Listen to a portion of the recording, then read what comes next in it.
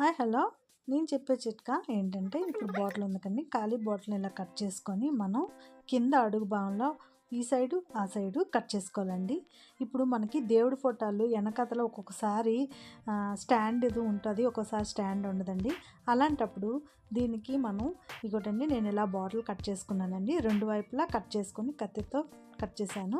ఇప్పుడు ఇవి లోపల పెట్టి ఈ ఫోటోని మనం ఇగోటండి, దీనికి స్టాండ్ లేదు, నేనైతే ఇలా స్టాండ్ పెట్టానండి. నచ్చిందండి మీకు?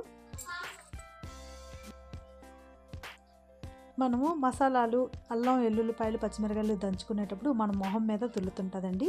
అలా కాకుండా ఈ బాటిల్ నేను రెండు వైపులా కట్ చేసుకున్నాను.